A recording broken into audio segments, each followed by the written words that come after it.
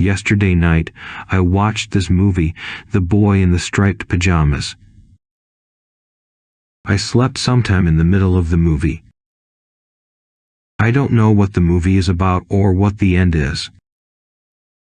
But the dream I got later really made me shiver, and I'm sure that it will be my worst nightmare for the rest of my life. We moved to a new home. Andy was not at all happy. He missed his friends so much, and his sweet home. I tried to cheer him up, but in vain. He remained silent for most of the day. Mama promised to take him to his favorite museum if he tries to give a chance at least to the new environment and new people. All he said in response is a weak smile. Kathy, stay with him and do whatever pleases him, Mama said. I never left him alone, but that made things even more badly. My brother is the only suffer-alone type. Days passed by, but his sour mood never changed. One night when I woke up to pee, I heard Andy talking with someone. The night air gave me goosebumps. I pulled my bedsheet closer, as if to keep me warm. I turned the knob of his door, but it wouldn't budge. I peered through the keyhole. Andy is staring straight at the wall and talking to it. I felt fear gripping over me. He stared straight at me, as if he can see through the wooden door. I tried not to panic. He is just my stupid young brother. Then suddenly the door swung open, and I fell on his mattresses. Kate, he screamed. I'm okay. How did you do that? I saw you standing right over the wall, and your door is locked when I checked. I mumbled. It's not me, he did that. He pointed to the wall. Show yourself to her, or else I'm going to be grounded. He urged the empty space.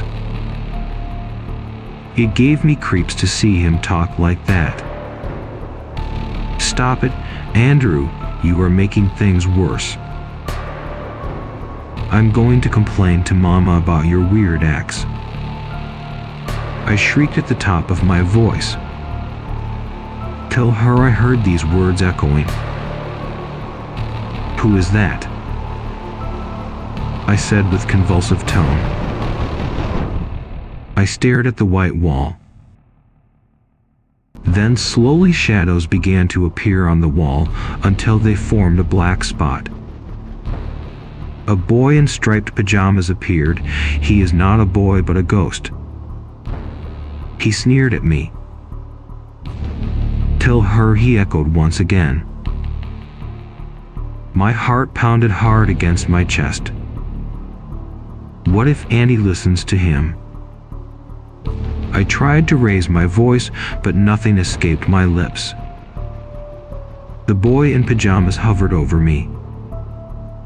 Andy gave a quick glance over the room and fixed his gaze at the right corner. That's when I noticed Dad's gift to him, pen sword, lying in the heap of his stuff. Is he really going to kill his sister? The one he loves and cares a lot. I tried to move, but paralyzed by the ghost. He raised his pen sword and walked gracefully as if the well-trained killers in pictures do. I jabbed him and tried to run away, but he is unusually strong for a kid. He dragged me by hair back into his room. Luckily, his pen sword slipped through his fingers and fell away during this turmoil. At least he can't kill me now, I thought. He launched a sharp blow on my head with his hockey stick. The last vision is of the ghost boys before I blacked out. I woke up in my bed. My head hurt. Mama is staring right at me with concerned eyes. Mom, where's Andy? How? What? I stammered, unable to find words to explain all the hell that I went through last night. We have to get out of here, is all I could say. We walked in silence before we reached the front yard. Dad is checking the petrol, and there he is, Andy, staring at Dad. God, is he thinking to kill Dad too? I thought. I ran to him, though every part of me ached like hell. While running, I picked up the nearby wooden stick. Andy, I hurled the stick at him. He dodged it off. Beads of sweat began to shower my khaki when I saw the shimmering form of the ghost boy appear. Watch out! I cried at the top of my voice. Andy charged him with his pen sword. Dad parried his blow and threw him across the stones. He got up instantly, but Dad is quick. He fired a round of bullets at him. I heard distant screams of Mama. She ran towards us. Andy lay on the floor for a second, and then his body began to twitch. He shook off the bullets as if they are just thorns. The holes made by the bullets were still there. If it hadn't been for yesterday night, I probably would have puked all over. The holes are like brown patches on his skin. They began to close as he walked over with immense strength. He cannot be killed with bullets, then what else could stop him? We are as good as dead now. I looked at my parents for the last time and at my brother's body with the ghost's soul. Dad pinned him to ground, applying all the brutal force. He struggled so hard to keep him pinned to the ground. I know how much strength it takes. Considering the strength of blow I experienced last night. The sun rays began to filter through the sky. That's when I understood the intention of Dad. I hurried to help him when Andy tried to break free from his grip with all his might. The sun rays ejected white fumes from his body. When I felt he was paralyzed, we moved back. I closed my eyes. I couldn't see my dear brother fade away into thin air. He shrieked at the top of voice, "Save me, Kathy." He cried. I peered at him. He is my brother begging for his poor life. His face is so like him. I moved towards him unwillingly. Then his black eyes are replaced the blood-red eyes of the ghost, and with a sneer in them. He caught me by the neck. I choked at his strong grip. I wondered at his strength. Though he is fading away like mist, he still has the strength to strangle me. Dad launched a blow and he let go off me.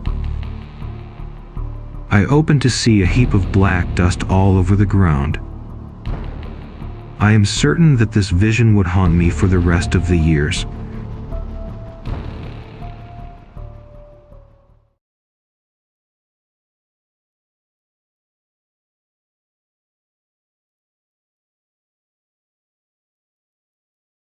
My family moved into a nice, fairly new little subdivision when I was about 6 years old. There was a little patch of woods in the backyard, probably about half a football field deep, that separated our house from the house behind us. I remember there being a fallen down tree that my twin sister and I would jump around on. It was still rooted in the ground, just bent over. so it was bouncy when we jumped or walked on it. A few weeks after moving there, I was in the woods jumping around on the tree by myself when a little girl walked up to me and asked to play. She wore a pink dress, had a teddy bear, her hair in pigtail braids. I thought she lived at the house behind us, so we started to play almost every day, but only when my twin sister wasn't outside with me. I remember my parents just laughing at me when I'd talk about her and having little whispered conversations with other family and neighbors about my new friend. At the time, I never thought much of it, but now I know that they thought she was just an imaginary friend. I mean, my twin sister had never seen or played with her, and neither did my little sister, who was 3 at the time. She wouldn't come around if they were out there with me, and she always hid from my parents if they came outside while we were playing. One day when we were playing, it was about to storm, so I told her we needed to get home. She told me she didn't have a home, and I immediately invited her to stay with me. I asked my mom, and thinking she was imaginary, my mom said yes. She spent the night with me that night, and the next morning I got up and went to school. I never saw her again after that. Years later, I was writing a creative nonfiction story for my creative writing class. I decided to write about my imaginary friend and asked my parents what I used to do with her and what they remember. That's when my mom told me that apparently that day when I went to school after she spent the night, my mom was home cleaning the house. The electronic toys in our playroom kept going off, making noises or winding up and walking on their own. It started to freak her out after going to turn them off a few times, and eventually she brought the entire toy box downstairs and put it on the couch to go through and figure out which ones were going off. She says she thought they needed new batteries or that we hadn't turned them off all the way or something. My mom has always been kinda sensitive and had seen spirits before, but only in a few instances. So she didn't really think ghost when it came to the girl because she never saw her. But the toys still freaked her out since she knew that I let her spend the night before. Anyways, she started vacuuming the living room, and as she walked past the stairs she saw a little girl with a pink dress, teddy bear, and pigtail braids standing at the top of them. She screamed, and the girl vanished. And that's the day I stopped seeing her. I ended up doing research after that, even got a hold of the landlord for the house while writing my essay. And I never found anything about a girl dying in that area, or previous owners losing a child, or anything like that. Before the neighborhood was built, it was just a forest. There was a gas explosion in the town in 1957, which killed I think 12 people, but I haven't been able to find ages or pictures, just names. And I don't remember her, so I can't draw her to that definitely. So I'm not sure what her history is, or why she was there. Just a couple of weeks ago, though, I was over at the next door neighbor's house. Our parents are still friends, and their son is a year younger than me, with my youngest sister tutoring their son. My little sister is only 5, and I let her go outside and play while I tutored.